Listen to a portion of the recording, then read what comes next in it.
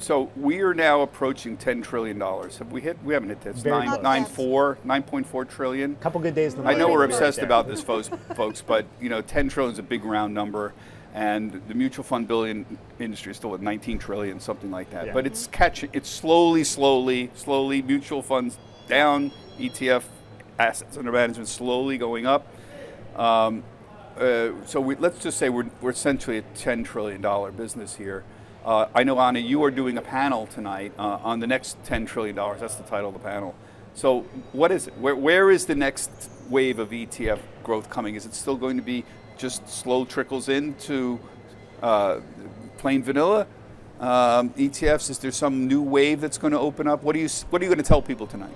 Sure. So, Bob, to me, the next 10 trillions are going to be investor-driven. Now, if you think about the last 2 decades, they have been, in a way, manufacturing-driven. Sponsors like us came up with good ideas for new products. Those good products, those good ideas found a place in clients' portfolios. The next $10 trillion are going to be driven by clients, not by us. Their preferences are going to drive what we are going to do. It's going to be around attending to the interest of young investors, do-it-yourself investors, millennials who are buying ETFs for the first time. How do you communicate with them? How do you communicate with advisors so that you are going to be replaceable for them? Partnerships are going to become more important than product proliferation. And that's going to be to the benefit of the end client, which is always how the entire market should behave. You didn't bring up active. I've been waiting for the whole active story to come in. The ETF people love talking about active here. Is that going to be, we've seen it a significant part of the inflows already, but is that going to last in any way? Well, Bob, let's talk about the technology. The ETF technology we have established is a much more modern technology compared to the mutual fund wrapper. Now, technology and content are different. Alpha, there will be a place for good, effective alpha in an ETF wrapper. Old-fashioned stock picking. Old-fashioned stock picking, but you know what? The ETF market is not forgiving. So, good alpha, are you outperforming the benchmarks? The benchmarks are so strong. That alpha is going to survive, is going to thrive. But the other strategies are not going to become important just because they are going to be in an ETF wrapper.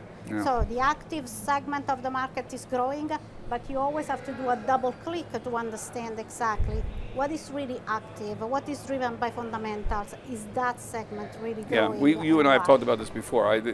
People consider, JEPI, options overlay active, and I don't really consider it's sort of index plus. I don't know what you would call it's quant, these. Right? It's quant. It's stuff, quantitative active, and I think that's fine. Yeah. What we have seen, however, is that the real quant stuff, smart beta. Remember we used to talk about smart beta all the time? We don't use that word anymore. No real interest in that. None of the smart beta darlings have really gotten much flow, even though some of them have actually performed quite well over the last couple of years.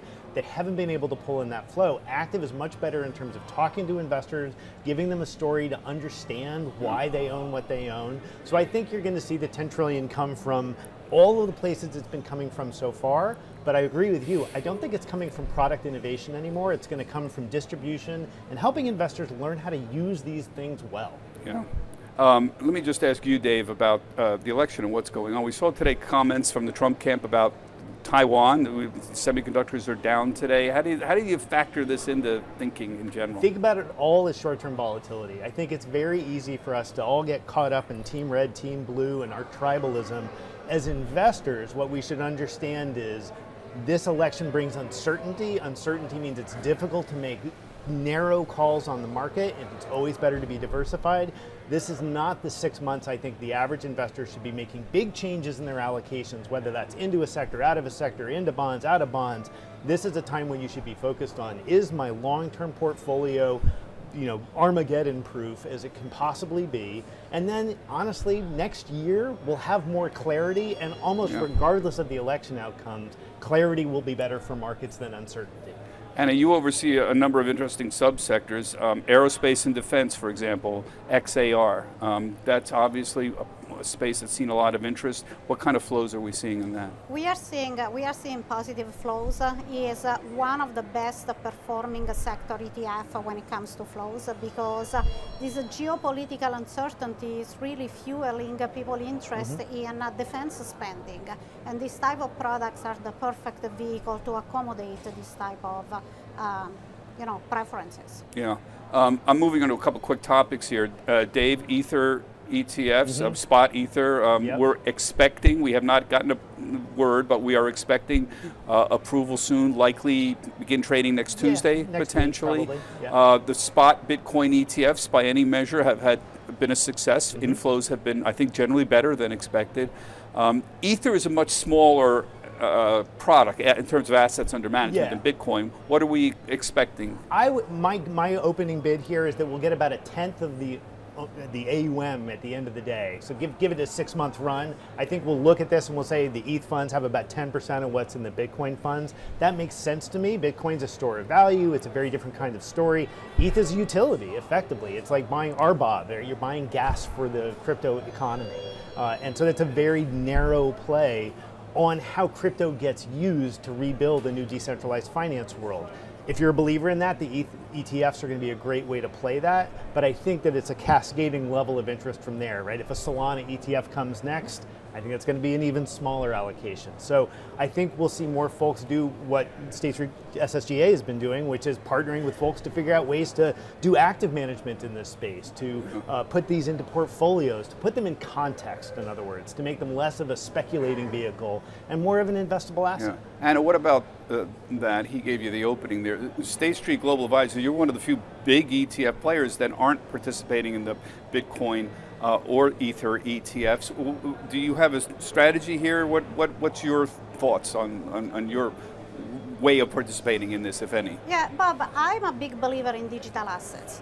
I think that whether we like it or we hate it, we have to pay attention, because this is where the money is going, this is where investors are, and I think that digital assets are going to really change the financial industry in the next 10 years. But I'm not excited about single cryptocurrency, because the space is crowded. I'm not going to launch Bitcoin number 12 or number 13 or Ether number 6 or number 7. That's not exciting to me. But what's exciting to me is digital asset 2.0. What is the next version? How do we use all of these single components in active strategies to build a portfolio?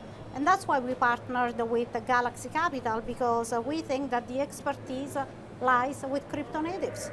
We bring the best of what we do with ETFs. They bring their knowledge when it comes to digital assets. That's 2.0. Now, this partnership with Galaxy, can you tell us a little bit more about it? What does this involve? Well, Galaxy will sub-advise a number of portfolios with us. So we will actually use their intellectual capital to build the solution-oriented portfolios. It's not going to be about the Bitcoin, it's not going to be about Ether, it's going to be the entire digital assets ecosystem. How do these currencies play a role in a portfolio? How do we hedge those currencies? If people like Bitcoin but they don't like the volatility, how do we hedge the volatility within a portfolio? Interesting way to do this. So you'll come back and tell us more about this partnership as it evolves? I will, promise. All right, thank you very much.